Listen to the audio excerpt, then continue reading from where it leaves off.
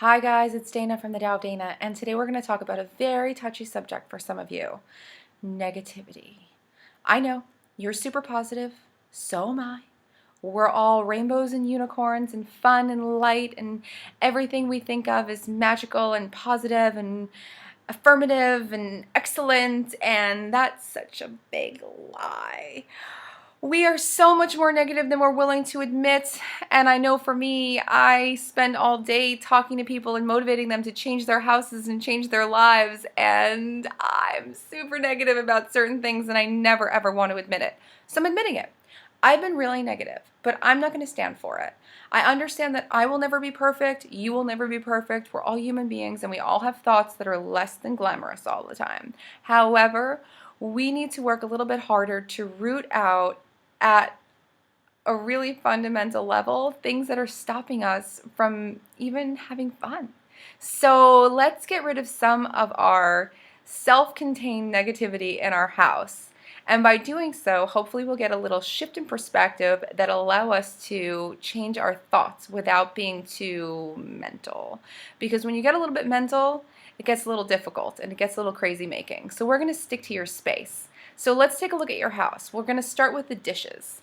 Are your dishes done? Do you always have dishes in your sink? I hate doing dishes, and I'm sure that a lot of you feel the same. But if you constantly have dishes piled up in your sink, it could really resonate with a lot of resentment that you have, or a feeling that life is unfair or too hard. That's like a psychological correlation with the dishes in the sink scenario. So it's a simple fix. All you have to do is do your dishes. So get the dishes done, and now let's look at your walls. Do you have cracks in your walls? Because I just sat in my bedroom, where I'm sitting right now, and I looked up, and I actually have a crack in my walls.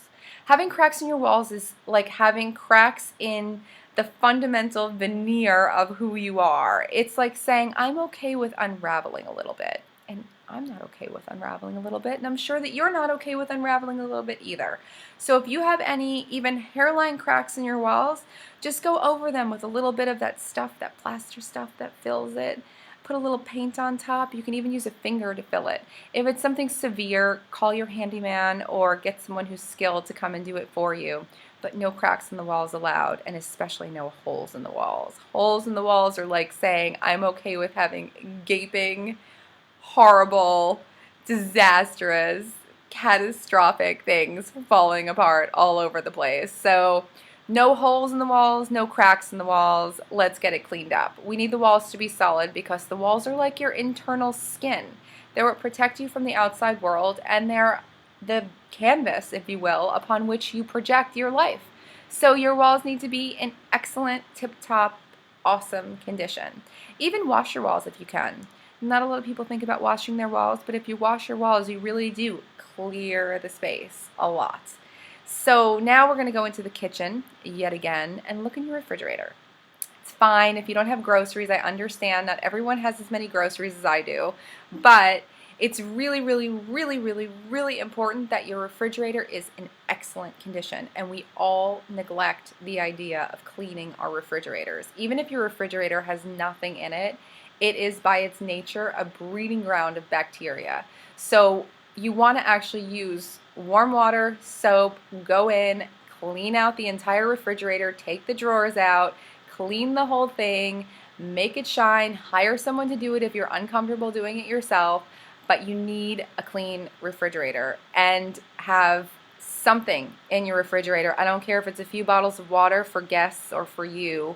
Have something, even some vitamins, in your refrigerator that's at least a token of I want to nourish myself or make other people feel comfortable in my house.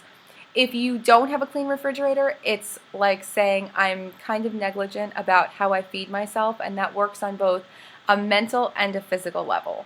So it's like saying I'm okay with the bad thoughts that are going through my head, and I'm also okay with just neglecting it and letting it breed bacteria and grow and grow and grow.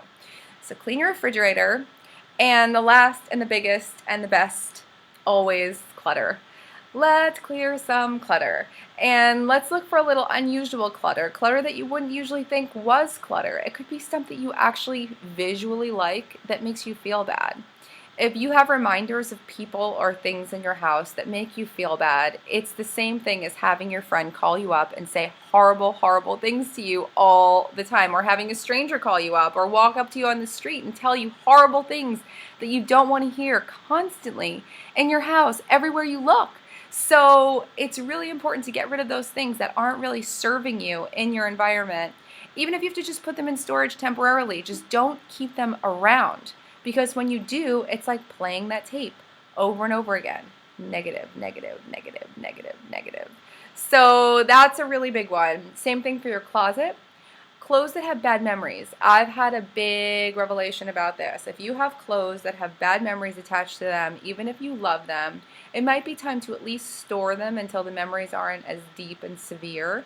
But in general, I would suggest donating them or giving them to a friend who loves them as much as you do, and going out and getting something new for yourself, or just leaving some space for something new to come, like positive thoughts and positive actions.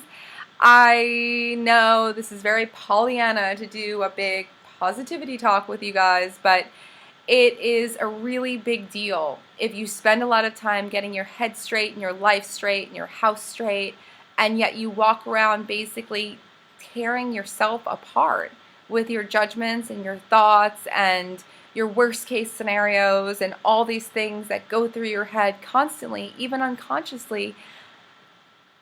Why? Why bother? We might as well just not get out of bed.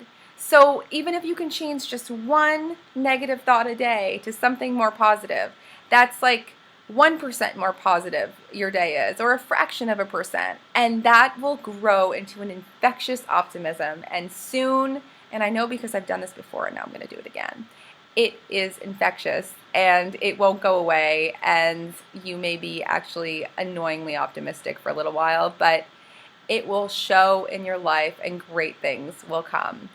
Thanks so much, guys. I want you all to win, and feel free to comment, ask questions, send me criticisms. The light hasn't been worked out completely yet. It's all still very in the experimental stages, but I hope I'm getting a message across to you, and I will talk to you soon.